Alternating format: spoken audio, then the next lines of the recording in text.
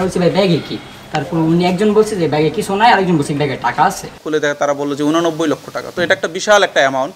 সাধারণত মানুষের কাছে এরকম একসাথে প্রায় 1 কোটি টাকার কাছাকাছি থাকার কথা না। এই যে বিডিপি ভাই আমাদেরকে ইনফরমেশন দিছে যে হাইএক্স আসলে ওগুলো আটকানোর জন্য।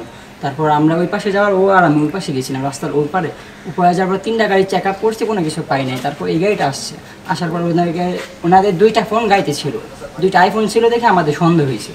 সন্দেহ হওয়ার পরে আমরা জিজ্ঞাসা করছি যে ভাই কিছু আছে, ওনারা বলছে না ভাই কিছু নাই। তারপর আমরা বলছি ভাই ব্যাগে কি, তারপর উনি একজন বলছে যে ব্যাগে কিছু নাই, আরেকজন বলছে ব্যাগে টাকা আছে।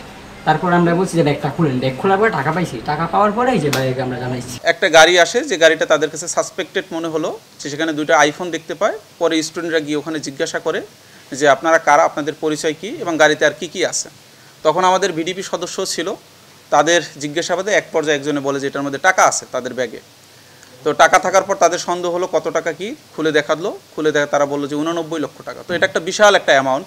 সাধারণত মানুষের কাছে এরকম একসাথে প্রায় 1 কোটি টাকার কাছাকাছি থাকার কথা না। তো এটা সাসপেক্ট হওয়ার পরে ওরা জিজ্ঞাসাবাদ করলো যে আপনার এই টাকাটা কোথা থেকে আসছে, কোথায় যাচ্ছে।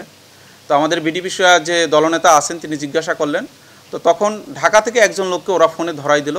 সে বললো যে ভাই ঢাকা থেকে টাকাটা যাচ্ছে, এটা ব্রাহ্মণবাড়িয়াতে যাচ্ছে, টাকাটা ছেড়ে দেন, এটা আমি দেখতেছি। তখন ওনার পরিচয় জানতে চাইলে এবং টাকা কোথা থেকে, তখন ওনারা সদুত্তর দিতে পারেনি। ড্রাইভার বলছে যে এটা ভাড়া করা গাড়ি, উনি এ বিষয়ে কিছুই জানে না। আর যে দুজন ছিল তারা এক এক সময় এক এক কথা বলে কোনো সঠিক উত্তর দিতে পারেনি। কখনো বলে এটা বিদেশ থেকে আসছে, কখনো হুন্ডির মাধ্যমে আসছে। তখন জিজ্ঞাসা করলে কত টাকা বলল, একজন এক এক কথা বলে, কেউ বলে 5 লাখ টাকা, আবার কেউ বলে আমাদের 4-5 ভাই মিলে আসছে। তো তাদের কথায় গরমিল হয়, আমাদের এটা সন্দেহ হয়। সন্দেহ হওয়ার পরে আমরা জেলা প্রশাসক এবং জেলা ম্যাজিস্ট্রেট স্যারকে বিষয়টা অবগত করি। স্যার অবগত করলে বলেন যে টাকাটা আপনারা জেলা প্রশাসকের কার্যালয়ে এখানে নিয়ে আসেন। আনার পর আমরা প্রাথমিকভাবে এটা জেলা প্রশাসকের যে ট্রেজারি আছে সেখানে তারা জমা রাখবেন। পরবর্তীতে তারা যদি লিগ্যাল ডকুমেন্ট দেখাতে পারে, সেটা পরবর্তীতে কোর্টের মাধ্যমে তারা সিদ্ধান্ত নেবে।